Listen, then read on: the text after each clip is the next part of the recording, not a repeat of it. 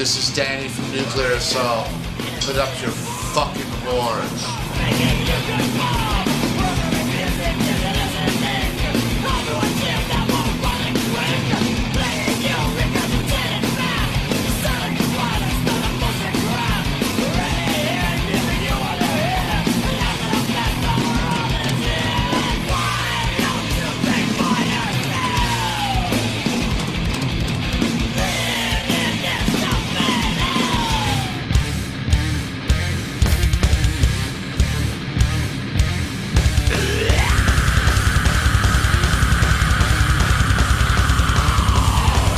We're backstage at the Gramercy Theatre in New York City with Dan from Nuclear Assault.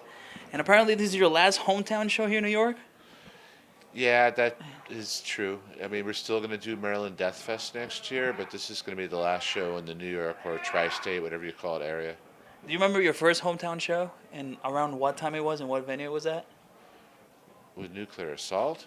And you just your first gig was it in Queens? Was it L'Amour's? Which was your first show ever? Well, I mean, in the early versions of Anthrax, when nobody knew who the hell we were, we played like a church basement on Sanford Avenue in Flushing in like 1981. And there was people there, and you could count that as a show, but, you know, it's not going to go down in history as some classic metal show. It was just a bunch of 16-year-old kids playing Iron Maiden songs or something. That's how it all started. And did you ever think that you were going to be still doing this nowadays, like today? I don't think so. I think even when I turned 30, I was like, can you imagine doing this 20 years later? I ain't going to be doing that. And here I fucking am. So. And what is the reason that you are going away? I mean, like, do you plan on coming back later, or you just like you're tired of the music business? It's not the music business as such. It's just as we age, our bodies start falling apart, and it gets more painful to do this. Like, I've had a muscle ache from wearing a strap on my left shoulder and banging my head for 30 years. And eventually it starts to just wear on you and it gets too uncomfortable. Some stuff like that. It's not the spirit, it's just the carcass.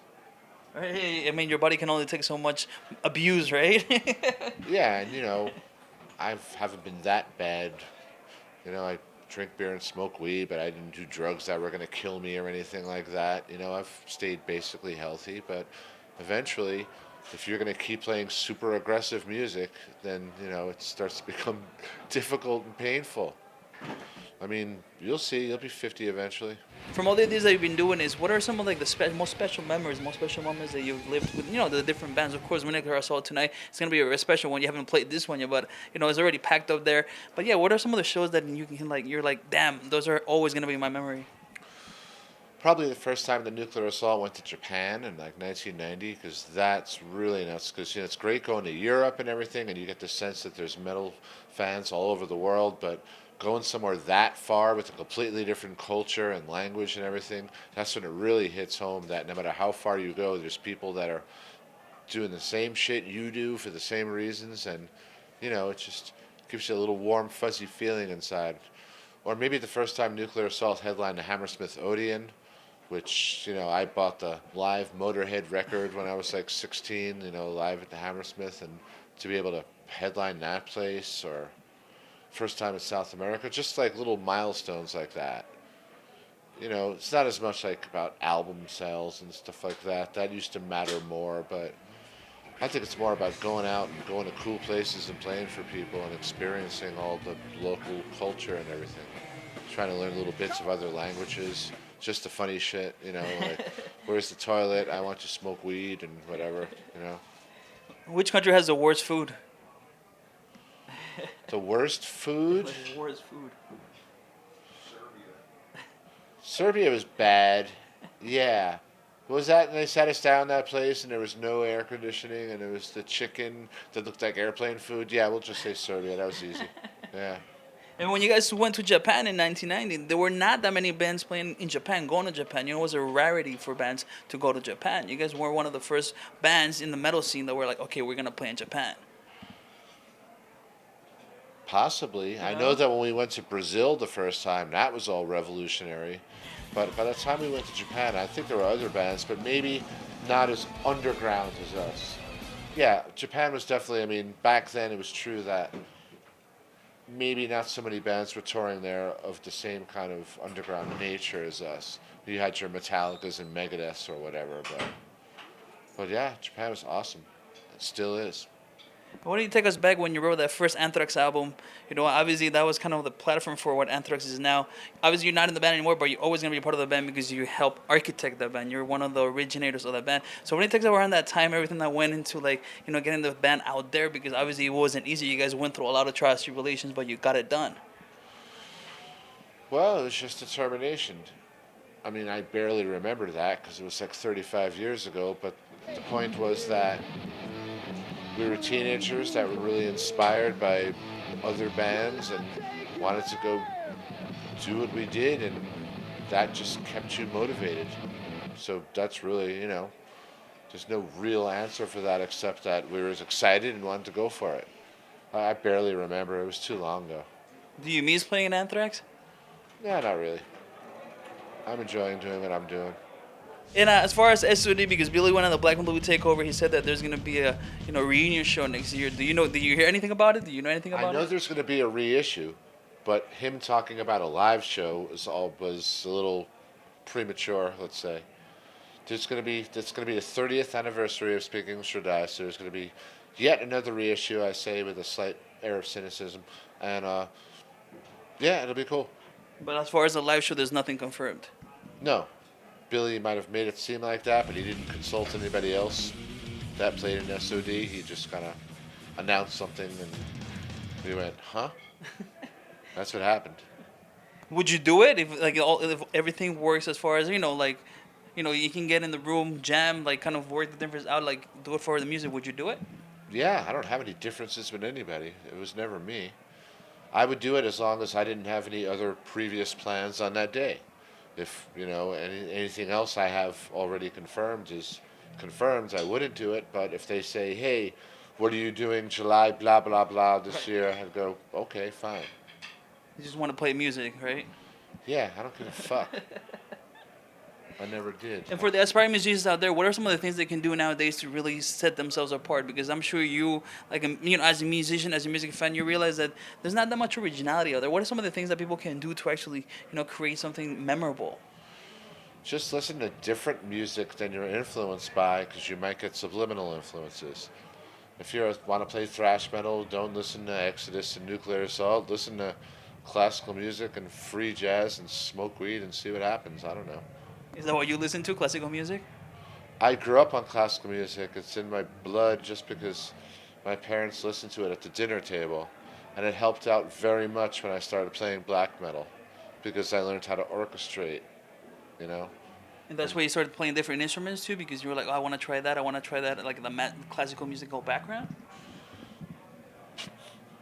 I started playing piano when I was 5, but I fucking don't really do it much anymore. I still play keyboards once in a while, but no, I can't play like violin and cello and stuff like that. But I can fake it with my software, and I still have the creative influence to make it sound real, and that works.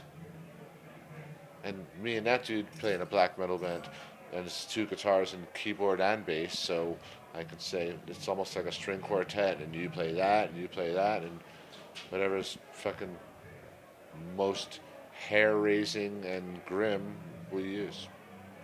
Yeah, I mean, you're definitely playing a lot of different types of metal. Of course, but Brutal Truth is, in my opinion, one of and that's not because I'm sitting right next to you. I love Brutal Truth because you guys were extreme, but it made sense. It was musical, you know what I mean? Like, sometimes you hear music that is so extreme, but there's no musicality to it. But No, we kept the musicality no matter how fast we were going.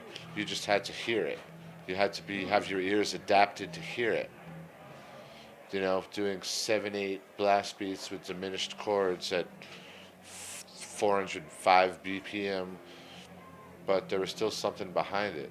Every note was accounted for. yeah, a lot of groove as well. You know, for being so fast, it was still like very groovy. That's the weed. That was the weed. So, what do you think about the legalization of marijuana going on? You know, every time, like every year, there's more and more states that are actually like Oh, that's adapting our to it. drummer. I love it. It's great. More. Yeah, what he said. And what are your predictions for next year's presidential election? No, because obviously we need a change. There will be a nuclear war and everyone will die and it won't matter. Um, seriously? Oh, the Republicans are just trotting out the same fucking people with. There's no genuine person there. And on the Democratic side, I would fucking go with Bernie Sanders because Hillary is the fucking same old dynasty and the same old bullshit. And I want to fucking vote for a dude who's going to legalize weed and do something more radical. Bernie. So, whether that's going to happen, I don't know. Well, he's already leading Iowa and he's leading. Do you plan on voting? And South Carolina. I usually vote against somebody instead of for somebody. But yeah, if I don't vote at all, then I can't complain later. And if there will be a heavy metal president, from the years of metal, the people that you met, who would be a good leader for, to like? I mean, obviously that wouldn't happen, but who would you vote for? King Diamond. And what is that? He's not American, so. Oh, Americans. Oh, But why King Diamond? I like King Diamond. I think he should be president of the world. But if you want to talk about an American who would be president, I would fucking resurrect the corpse of Paul Bailoff. Any stories with Paul? I smoked weed with Paul. Paul was a great dude. He had some bad habits which got the best of him, and shit happens. Nostrovia. Yeah. Cheers to the fallen brothers. And what do you think about Slayer continuing without Jeff Hanneman? As long as it's legitimate and sounds good, then it's cool. Have you heard any of the new songs? No. Do you listen to metal, or you're like completely listen to other things because you're always involved in metal? When I'm home, I don't listen to anything, but I play in a few metal bands back home, and that's all I listen to. So you are gonna keep playing music? Yeah. I wasn't retiring at all. I was just a polite way to stop doing Brutal Truth. Okay. So for the people out there that want to see, you're gonna be at Maryland Death Fest. Any other announcements that you have for them, or they just gotta stay tuned? Satan.